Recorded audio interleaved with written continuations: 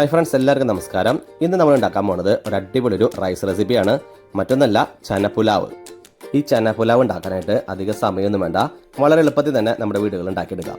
അതുപോലെ വെജ് ആയിട്ടുള്ള റെസിപ്പിയിലൊക്കെ ട്രൈ ചെയ്യാനായിട്ട് ആഗ്രഹിക്കുന്ന ആളുകൾക്കൊക്കെ ഇതൊരു നല്ലൊരു ചോയ്സ് ആയിരിക്കും. അപ്പോൾ നല്ല ടേസ്റ്റ് ആയിട്ടുള്ള ഈ ചന പുലാവ് ഇവിടെ എങ്ങനെ ഉണ്ടാക്കിയെടുക്കാമെന്ന് നമുക്കിവിടെ നോക്കാം. വീഡിയോയിലേക്ക് പോകുന്നതിന് മുമ്പായിട്ട് ഞങ്ങളുടെ ഈ ചാനൽ നിങ്ങൾ ആദ്യമായിട്ടാണ് കാണണമെങ്കിൽ മറക്കാതെ ഒന്ന് സബ്സ്ക്രൈബ് ചെയ്യണേ. അതുപോലെ തൊട്ടടുത്തുള്ള ബെല്ലൈക്കനും കൂടി എനേബിൾ ചെയ്ത് കഴിഞ്ഞാൽ ഞങ്ങൾ ഈ ചാനലിടുന്ന ഓരോ വീഡിയോയും നിങ്ങൾക്ക് നോട്ടിഫിക്കേഷൻ വരുന്നതാണ്. അപ്പോൾ നമുക്ക് നേരെ വീഡിയോയിലേക്ക് പോയാലോ. ഇതിനായിട്ട് 2 കപ്പ് വൈറ്റ് ചന എടുത്തിട്ടുണ്ട്. ഇത് ഞാൻ ഒരു ഓവർനൈറ്റ് ഫുള്ളായിട്ട് വെള്ളത്തിൽ സോക്ക് ചെയ്തതാണ്. ഇത് നമുക്ക് ആദ്യം തന്നെ വേവിച്ചെടുക്കാം. ഇതിനായിട്ട് ഇതിലേക്ക് 1/4 ടീസ്പൂൺ മഞ്ഞൾപ്പൊടി, ആവശ്യത്തിന് ഉപ്പ്, ഇനി ഇത് വേവാൻ പാകത്തിനുള്ള വെള്ളം കൂടി ആഡ് ചെയ്ത് കുക്കറിൽ നമുക്ക് മീഡിയം ഫ്ലെയിമിൽ 5 വിസിലടിച്ചെടുക്കാം.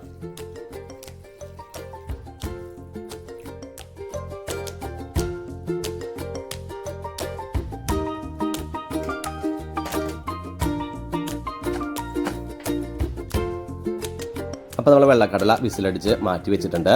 ഇനി നമുക്ക് ഇതിലേക്ക് വേണ്ട മസാല റെഡിയാക്കാം. ഇതിനായിട്ട് ഈ പാത്രത്തിലേക്ക് 3 ടേബിൾ സ്പൂൺ അളവിൽ പ്യുവർ ഗീ ആഡ് ചെയ്ത് കൊടുക്കാം.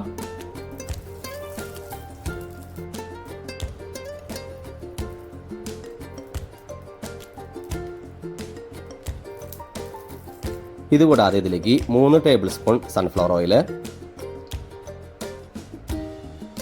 2 ബേ ലീഫ്, 2 കഷ്ണം കറുക്കപ്പട്ട, 4 ഏലക്കായ, 4 ഗ്രാമ്പു, മീഡിയം സൈസ് 2 സബോള നീളനെ കട്ട് ചെയ്തത്. ഇതിലേക്ക് ആവശ്യത്തിന് ഉപ്പും കൂടി ചേർത്ത് നന്നായിട്ടൊന്ന് വഴറ്റിയെടുക്കാം. ഈ സമയത്ത് സ്റ്റൗവിന്റെ ഫ്ലെയിം ഒരു ലോ ടു മീഡിയം ഫ്ലെയിമിൽ വെക്കുക. അപ്പോൾ നമ്മുടെ സബോളയൊക്കെ ആവശ്യത്തിന് വഴണ്ടി വന്നിട്ടുണ്ട്. ഈ സമയത്ത് ഇതിലേക്ക് 1 ടീസ്പൂൺ അളവിൽ പെരിഞ്ജീരകം ആഡ് ചെയ്യാം. അതേപോലെ 1 table spoon ginger garlic paste. ഇത് പേസ്റ്റ് ആയിട്ട് ആഡ് ചെയ്യണമെന്നില്ല, ചതച്ച് ചേർത്താലും മതി. 3 പച്ചമുളക് സ്ലൈസായി നുറുക്കിയതും കൂടി ചേർത്ത് നന്നായിട്ടൊന്ന് മിക്സ് ചെയ്യാം.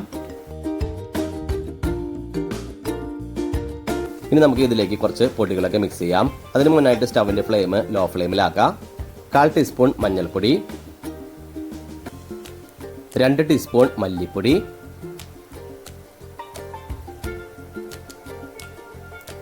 1 ടേബിൾ സ്പൂൺ സാധാരണ എരിവുള്ള മുളക് പൊടി. ഇതുകൂടാതെ ഇതിലേക്ക് ഫ്ലേവർ കൊടുക്കാനായിട്ട് ഒരു ചിക്കൻ സ്റ്റോക്ക് ആഡ് ചെയ്യാം. ഈ ചിക്കൻ സ്റ്റോക്കിന് പകരമായിട്ട് ചന മസാല അല്ലെങ്കിൽ ചിക്കൻ മസാല ചേർത്താലും മതി. മസാലപ്പൊടിയായിട്ടാണ് ചേർക്കണമെന്നുണ്ടെങ്കിൽ 1 ടീസ്പൂണെങ്കിലും മിനിമം ചേർക്കാം. നമ്മൾ ചേർത്ത് കൊടുത്ത പൊടികളുടെ പച്ചമണൊക്കെ മാറി നന്നായിട്ട് മൂത്ത് വന്നിട്ടുണ്ട്. ഈ സമയത്ത് ഇതിലേക്ക് മീഡിയം സൈസ് ഒരു തക്കാളി ചെറുതായി അരിഞ്ഞത് ചേർത്ത് കൊടുക്കാം. ഇനി നമുക്ക് നന്നായിട്ടൊന്ന് മിക്സ് ചെയ്യാം. ഈ സമയത്ത് സ്റ്റവിന്റെ ഫ്ലെയിം മീഡിയം ഫ്ലെയിം ആക്കാം, എന്നാലാണ് പെട്ടെന്ന് തന്നെ മെൽറ്റായിട്ട് കിട്ടുള്ളൂ. അതേപോലെ തക്കാളി ചേർക്കുന്ന സമയത്ത് എപ്പോഴും അതിന്റെ തൊലി കളഞ്ഞിട്ട് വേണം ചേർക്കാനായിട്ട്. കാരണം ഇത് മെൽറ്റായി കിട്ടുമ്പോൾ അതിന്റെ തൊലി അല്ലെങ്കിൽ അവിടെ സ്പ്രെഡ് ആയിട്ട് കിടക്കാനുള്ള ചാൻസ് ഉണ്ട്.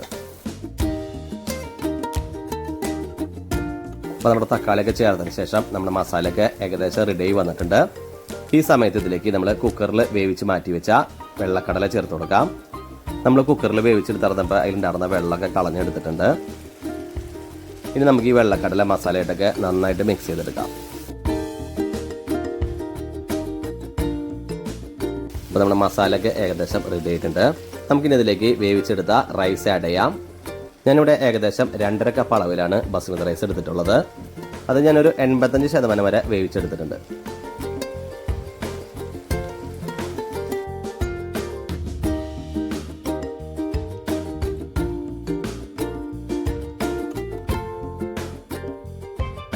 ഇനി നമുക്ക് റൈസും ചനയായിട്ടൊക്കെ നന്നായിട്ടൊന്ന് മിക്സ് ചെയ്യാം.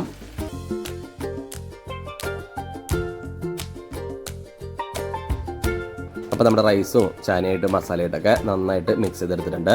ഇനി അവസാനമായിട്ടൊന്ന് ഗാർണിഷ് ചെയ്യാനായിട്ട് അല്പം മല്ലിയിലിട്ട് കൊടുക്കാം.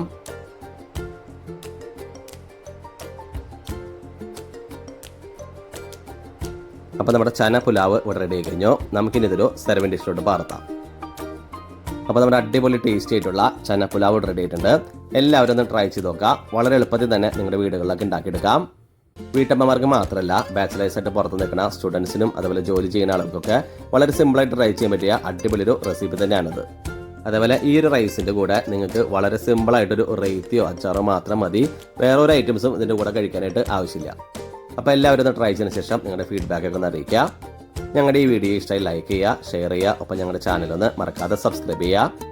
ജയ റെസിപ്പിയുടെ മറ്റൊരു അടിപൊളി വിഭവമായി ഇനി വരുന്നത് വരെ എല്ലാവർക്കും ബൈ.